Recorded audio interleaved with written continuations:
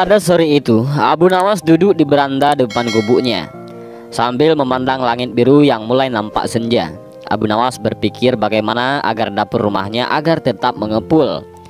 Sementara itu, tak jauh dari rumahnya ada seorang tuan tanah yang sudah pasti kaya.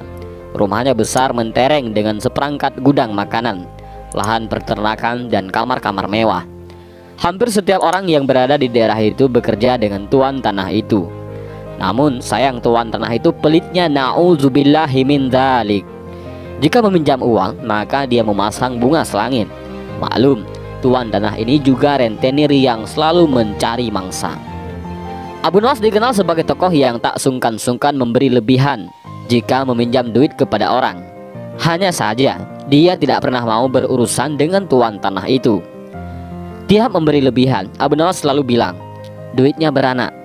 Begitu juga ketika ia meminjam seekor ayam, maka ayam itu akan dikembalikan 2 karena ayam itu beranak. Tentu saja, itu membuat tuan tanah kepingin Abu Nawas meminjam kepada dirinya. Abu Nawas tentu akan memberi keuntungan berlimpah. Abu Nawas adalah debitur idaman, pikirnya. Namun, pada sore itu terlintas dalam benak Abu Nawas untuk meminjam sesuatu kepada tuan tanah. Maka datangnya ia ke rumah si kaya itu. Abu Nawas ingin meminjam 3 butir telur. Sudah barang tentu, tuan tanah setuju tanpa perlu proposal dan perjanjian segala. Bahkan tuan tanah itu menanyakan kepada Abu Nawas apakah ingin meminjam yang lain. Abu Nawas menggelengkan kepalanya. Ini saja dulu, jawab Abu Nawas. Dia hanya butuh 3 telur.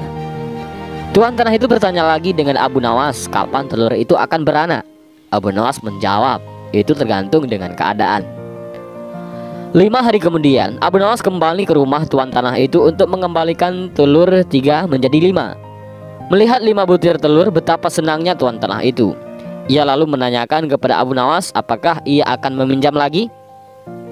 Abu Nawas lalu meminjam piring tembikar sebanyak 2 buah.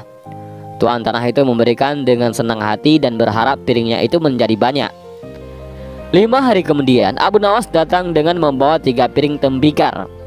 Walaupun tidak sesuai dengan yang diharapkan, tetapi hati tuan tanah cukup gembira karena 2 piring dulunya hanya melahirkan 1 anak saja.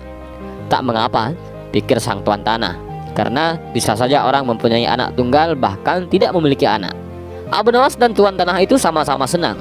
Oleh karena itu tuan tanah meminjamkan uang senilai 1000 dinar, jumlah yang sangat besar, gaji buat seluruh karyawan dan pekerjaannya selama 1 bulan. Tuan tanah itu berangan-angan bahwa uang yang dipinjam oleh Abu Nawas nanti akan diapakan karena akan banyak beranak. Tuan tanah itu menanti dengan tidak sabar. Ditunggu selama 5 hari. Abu Nawas tidak kunjung datang. Hampir 1 bulan, Abu Nawas juga tidak datang. Saat tuan tanah bermaksud mengirim debt collector, Abu Nawas tiba-tiba nongol. Mulanya tuan tanah gembira, tetapi begitu Abu Nawas selesai menjelaskan persoalannya, tuan tanah menjadi marah bukan kepalang. Sayang sekali tuan, uang yang saya pinjam itu bukannya beranak, malah 3 hari kemudian mati mendadak, kata Abu Nawas. Mendengar kata-kata itu betapa geramnya tuan tanah. Hampir saja Abu Nawas dihajar anak buah tuan tanah. Untung saja ada teman-teman Abu Nawas yang baru pulang dari bekerja dan mereka pun melerainya.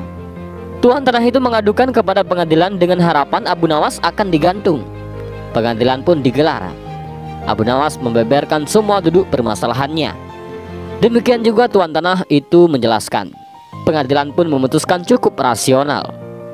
Kalau sesuatu bisa beranak sudah pasti bisa mati, dan Abu Nawas telah menjalankan lakonnya dengan baik.